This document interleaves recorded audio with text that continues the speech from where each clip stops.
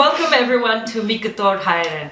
It's a little bit of a different setup than my usual room, which I turned into my studio, but I wanted to pay respect and come visit this incredible woman whom I'm honored and happy to have as my guest for Ktor Hayeren episode. Anoush, welcome to Ktor Hayeren. Thank you for... Shnorakalutun kes.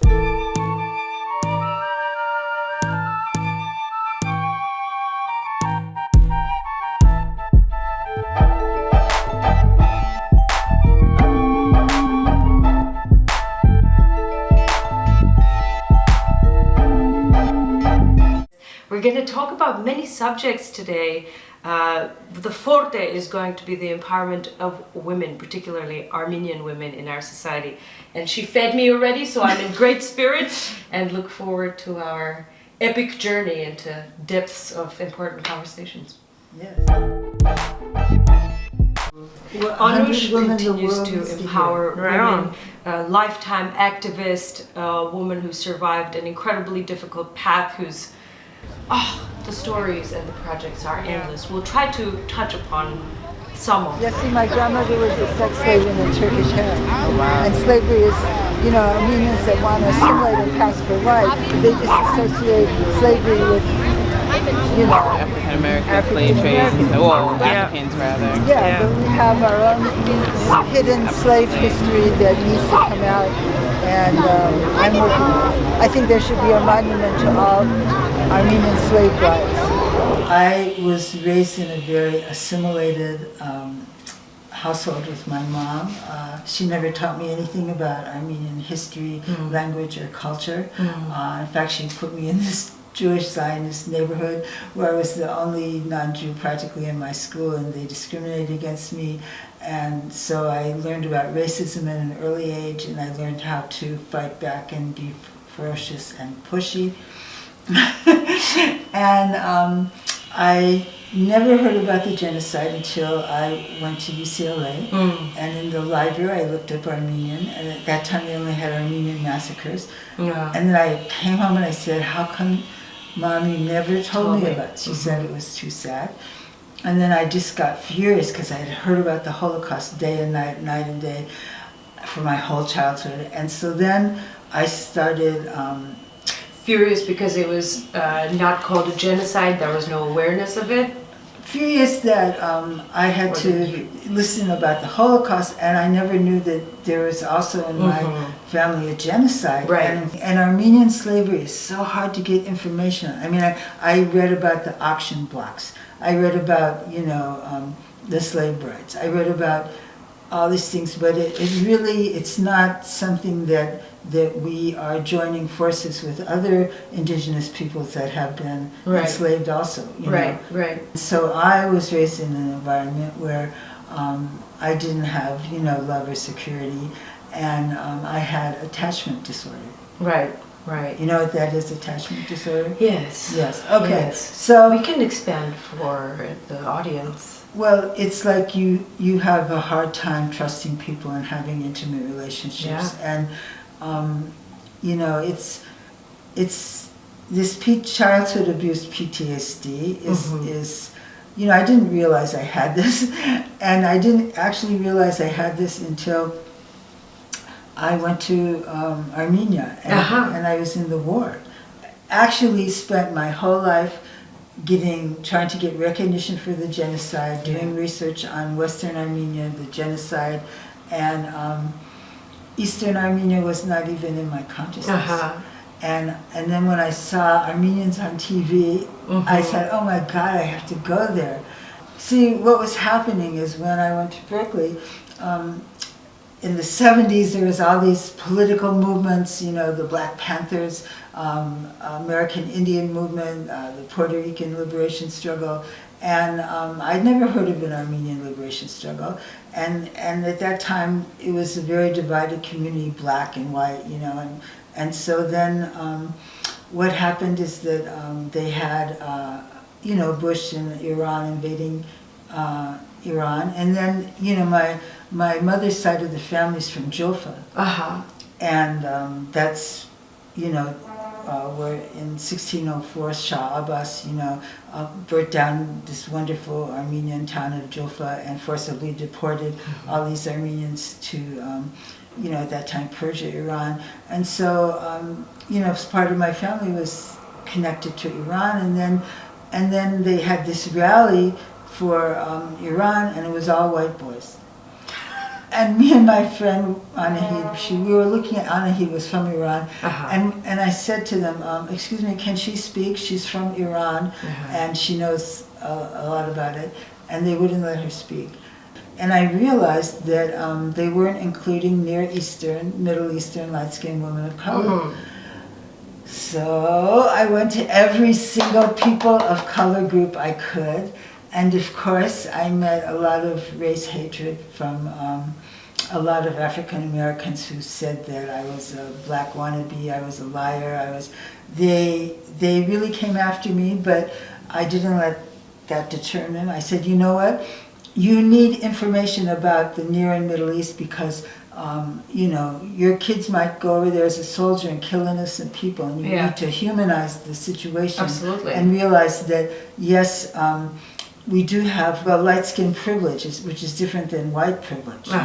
Because when they put me in the white group, I was like, I can't relate to this. None of them have dealt with the kind of intergenerational pain trauma that I have. I understand you completely. They have the privilege of history on their side, the racist history. They have a lot of privileges that I don't have, and being a light-skinned person of color, there's different problems.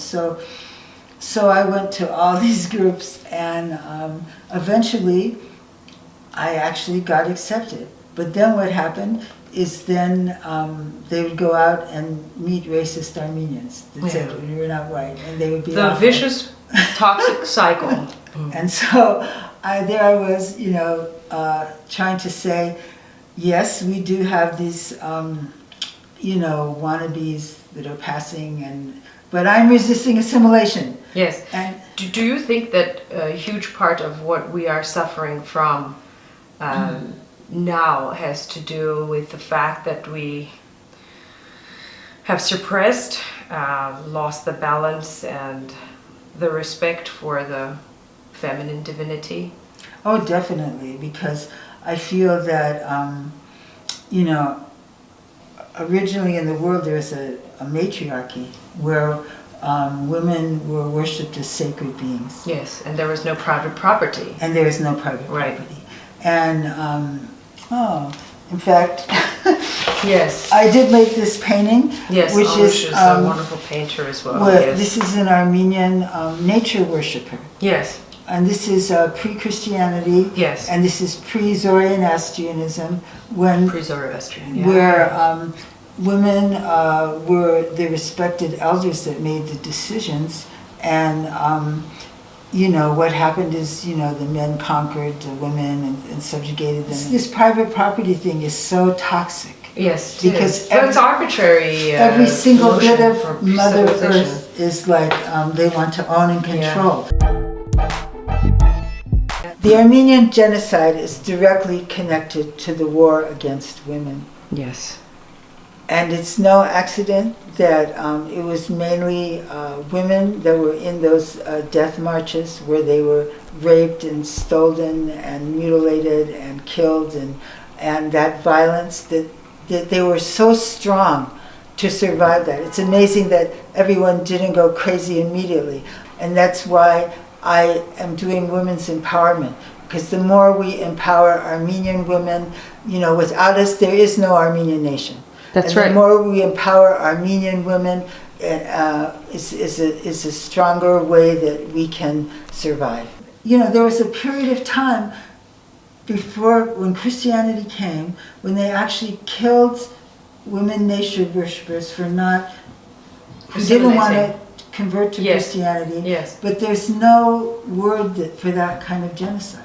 Maybe that's something for our audience also to write in our comments. This is called Rising from the Sacred Womb of Life. Rising from the Sacred Womb of Life. And this is very important to me because femicide would not occur if the men understood how important women were. And you know, in a, And if the women understood how important we are. yes, Goes and both ways. yes, Right.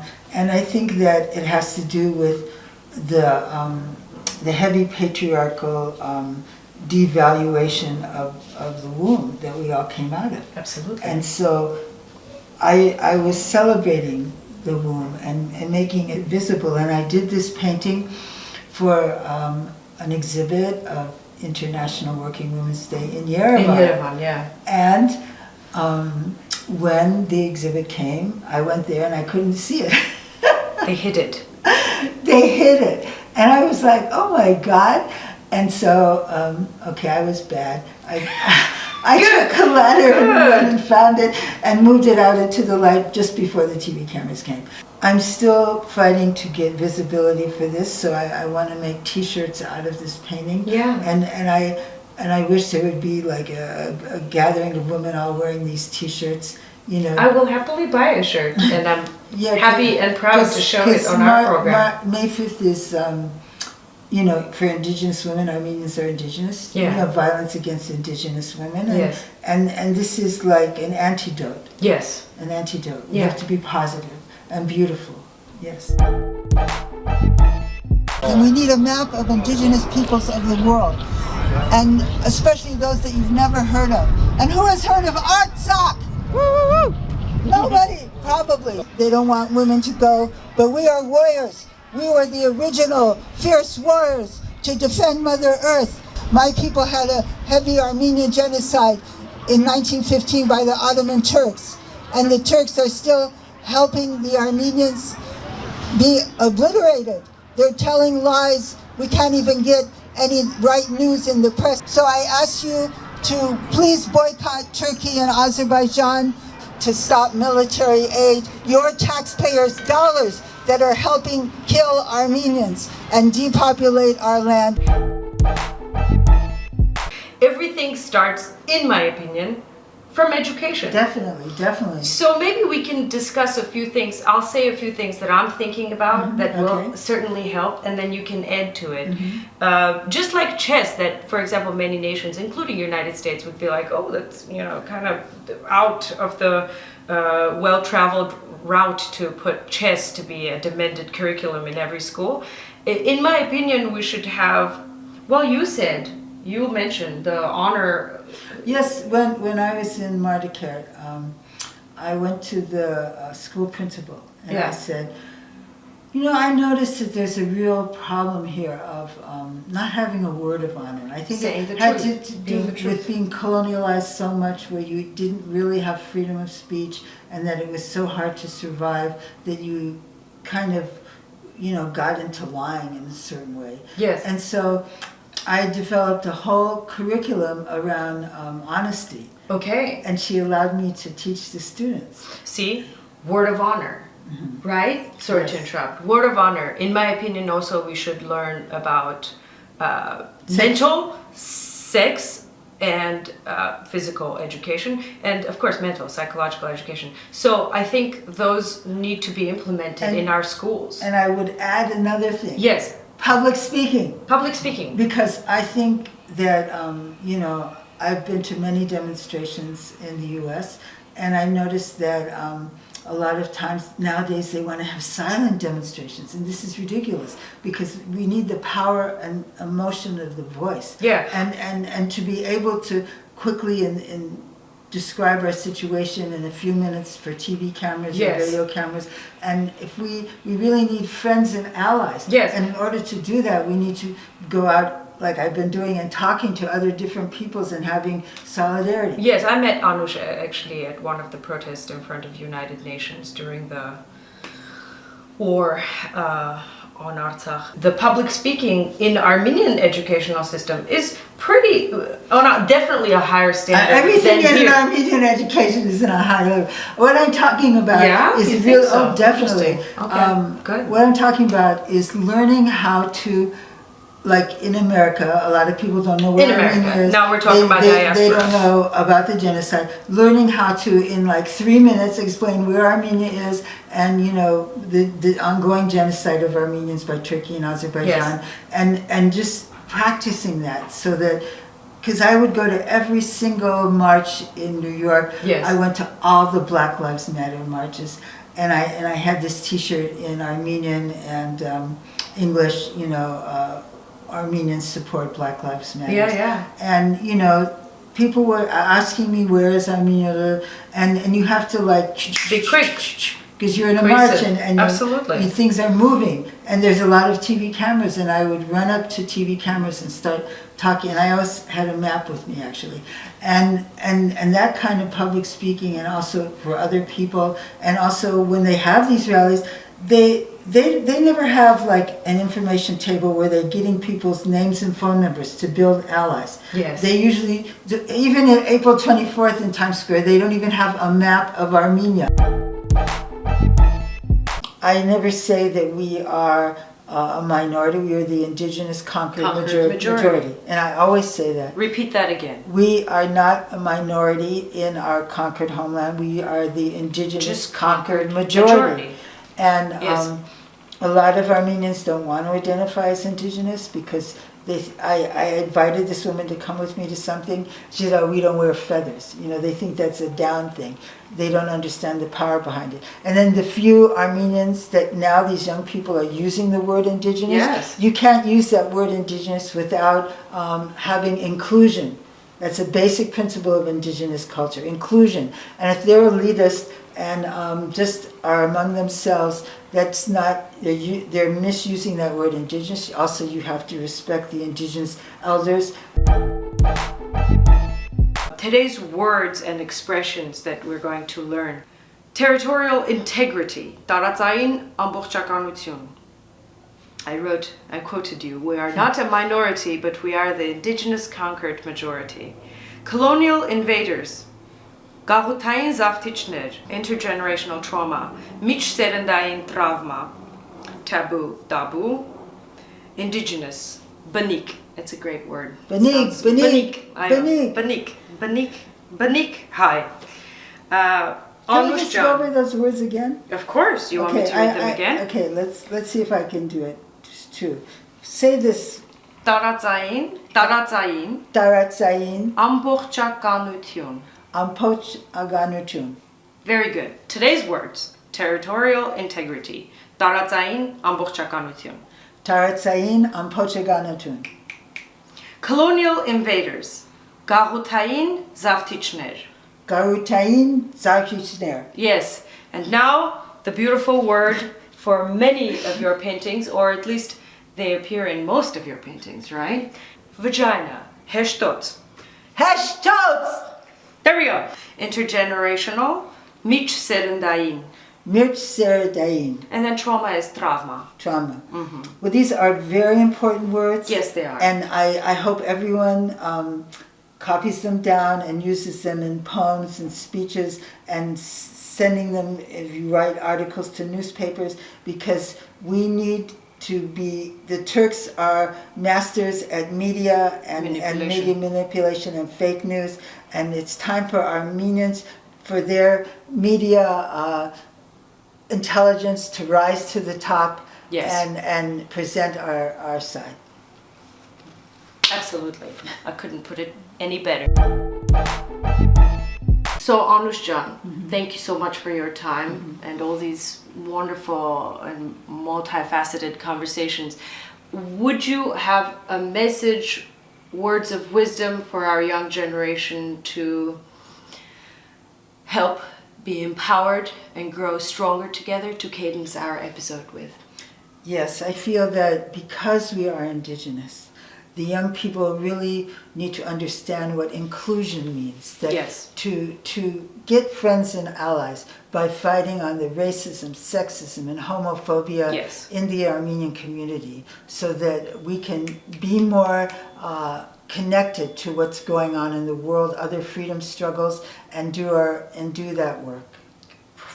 Finally prosper. It's time. Yes. It's time. We have to join the rest of the world. We can't be prejudiced. Thank you so much for watching this unique version of Ktor Hayeren episode. I encourage all of our viewers and listeners to, first of all, connect with Anoush, because she is in the middle of a gazillion projects. I would encourage particularly writing teachers and video editors, if you're interested to delve into this beautiful book that she's writing, very deep. I just read a few snippets of it, that is on its way to being created, and also a film. Her continuous activist effort, and also send any amount in support of all these endeavors and projects that she's a part of. PayPal and Venmo description is in the video. Thank you so much for having me, and thank you so much for listening to us and watching. Banik Ganak! Ooh!